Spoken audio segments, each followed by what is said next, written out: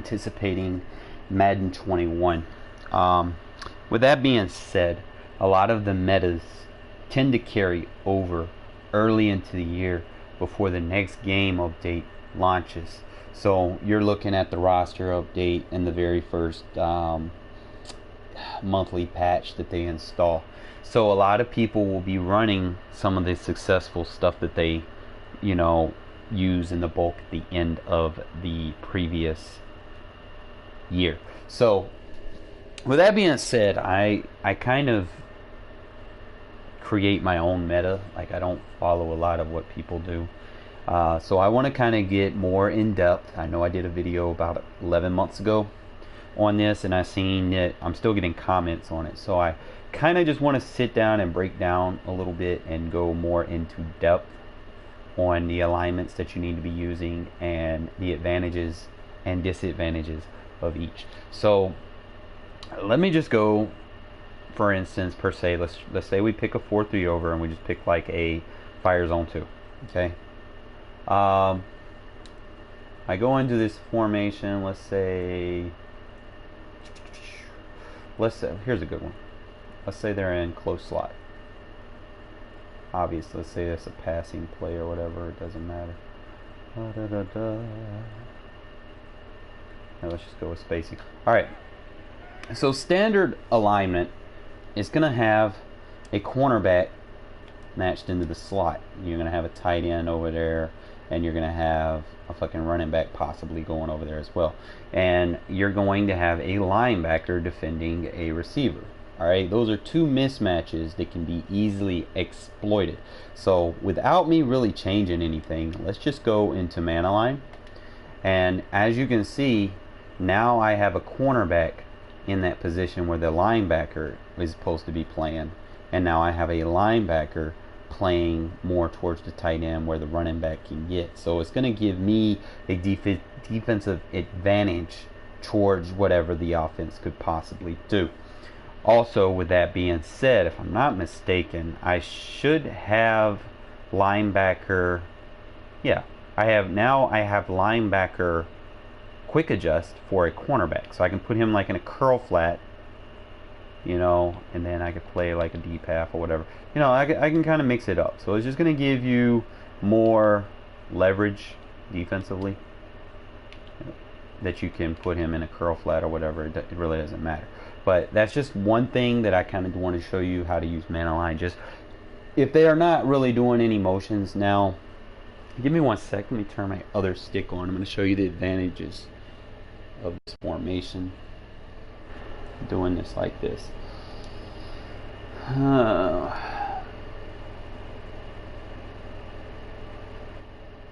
to controller select.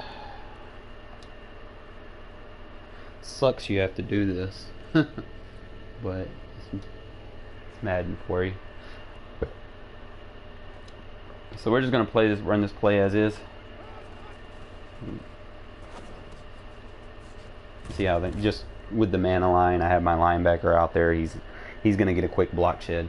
All right, so again, let me do this again, and you're gonna utilize it with a man align. So we're just gonna do the man align.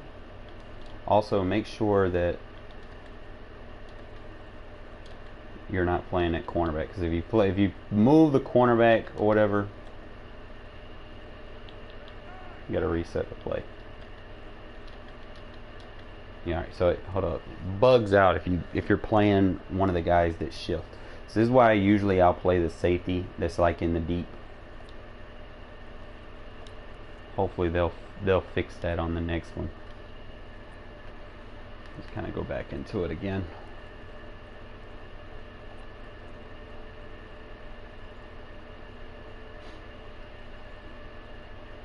Now, per se, I'm not really doing this to try to exploit or beat the defense or anything, and vice versa. I'm not trying to exploit or beat the offense.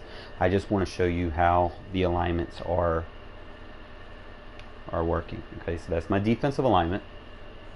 And this is just stock. So first thing you see, like I said, it's a slot formation. You're going to have a disadvantage with that cornerback playing that tight end and that running back. Because if it's a run play, what's going to happen? That cornerback's going to get blocked by the fullback, or led to the safety or whatnot, And you don't want that. You want someone that can block shed to play that little area over there in case it's a run. So again, just man align it. Now we have the advantage defensively against formations like this. So we can show the play art. Okay. Now, how does this act when they start motioning? Okay. I just want y'all to pay attention. I'm going to try to do this. I'm going to show you the defensive play art. And then we start doing the motions. Notice how the defensive shifts, but their zones don't get fucked up. Okay. We'll motion them back. You know, you might play people that like to do those double motions, but as you can see, all my zones stay intact and nothing's getting fucked with the motion. So like, let's say I want to motion, hold up, that's interesting. Okay, let's say we motion outside in all the way to the other side. So it's gonna definitely be hard for the defense to always read it. Usually is going to give the man look. The only thing that's going to be a tell is the second guy shifting, but a lot of people don't pay attention to that. But that's going to keep you in advantage against people that like to use motions a lot.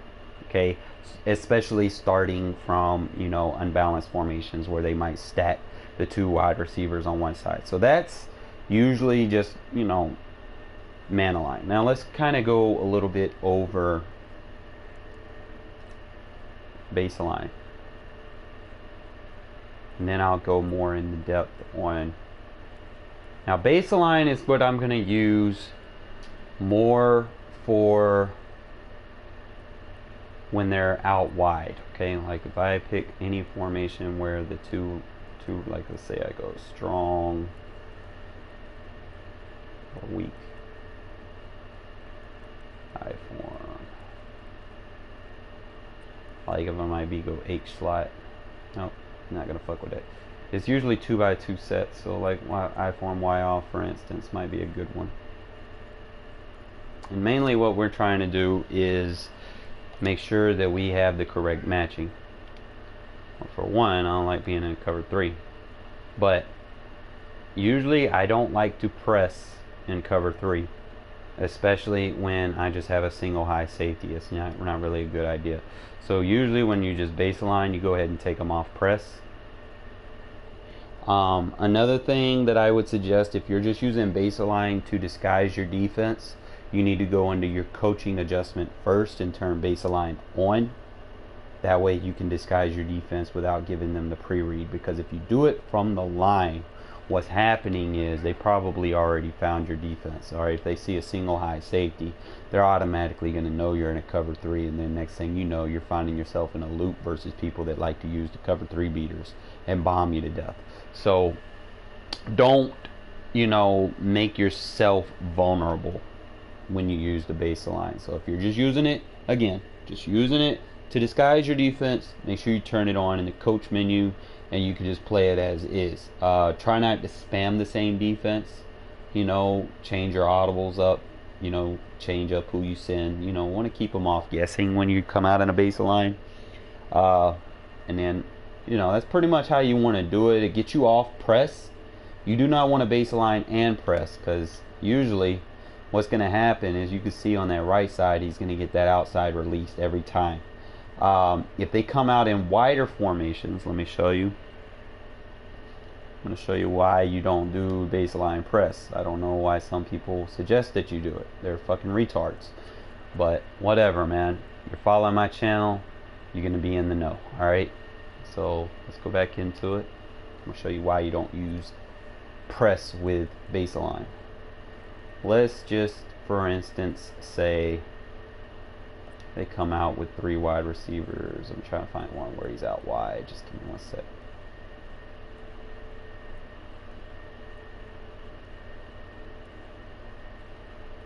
I'll give you a couple of good examples too. Here's one. All right.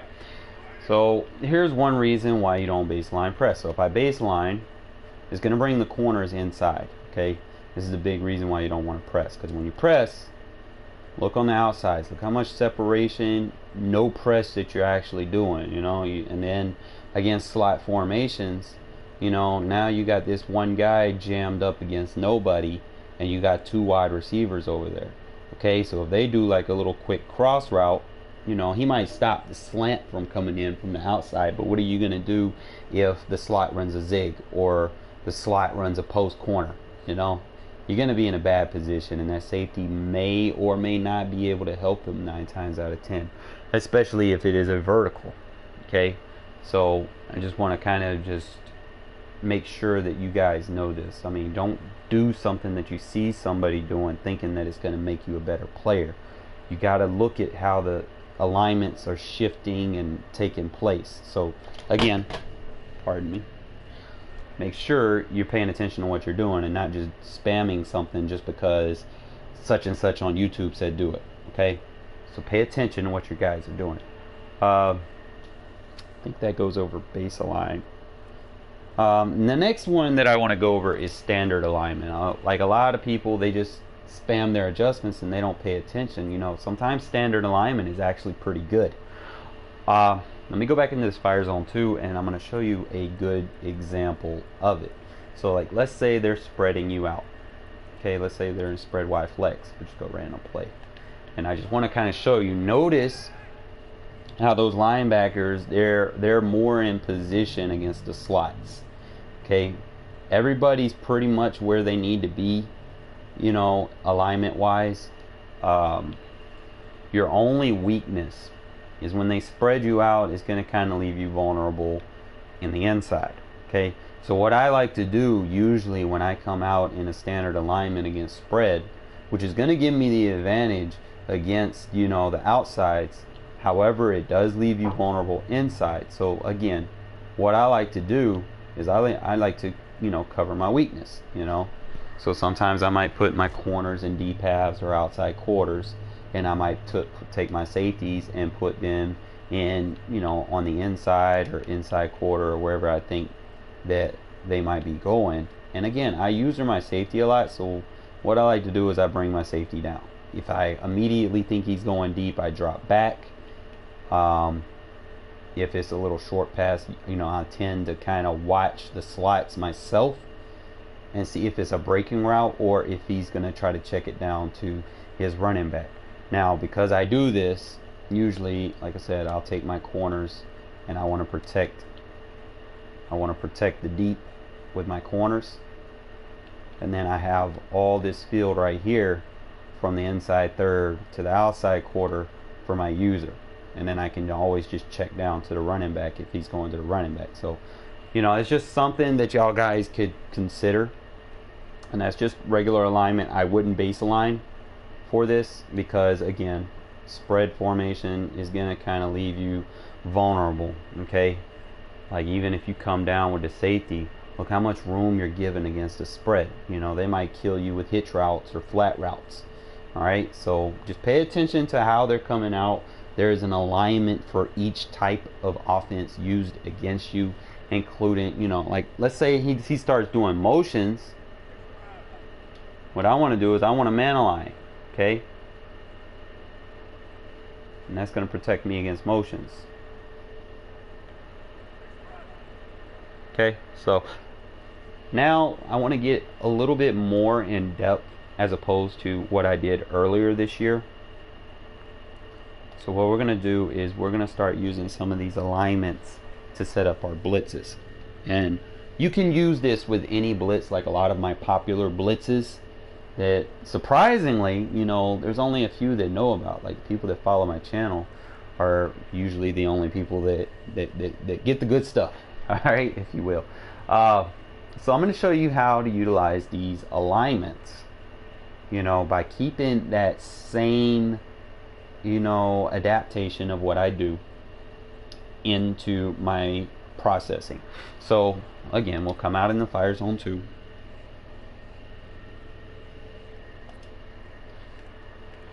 Now let's start off, you know, a lot of this is I'll use against gun. So we'll start off with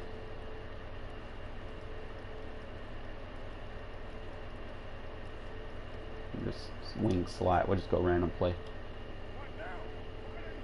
Alright, so again, first thing that I notice is that his receiver is over there on the left. You got both the receivers on the left, both tight ends on the right. I'm at a mismatch. Okay, his strong side is actually close to the box. Okay, you got two tight ends and a running back on the right side, which is close in, which is going to be very bad matchup with a safety, a corner, and a linebacker. That's not happening. You also got a matchup nightmare over there with the receiver up against the linebacker on this side. So let me kind of show you how you want to set up your man lines. Usually, if I'm blitzing, I'm kind of thinking a lot about different things that I can do. I want to do a man line, but I want to bring pressure onto his read side. So I'll blitz the safety, and I'll take him and put him in a curl flat, then just man align. Alright, so now sometimes you gotta do it twice. There you go. See, now we got the box in, and then look at all the zones we got. Okay, we're given the disguise like we're blitzing, or actually we are blitzing. And then let's say I want to put him in the deep half, or let's see. Okay, because he's a linebacker, it won't let me do it. Okay, that's cool.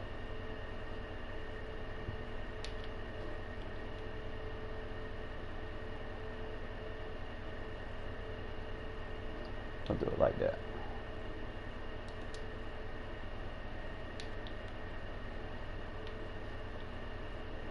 We'll go with a bluff blitz, double bluff blitz.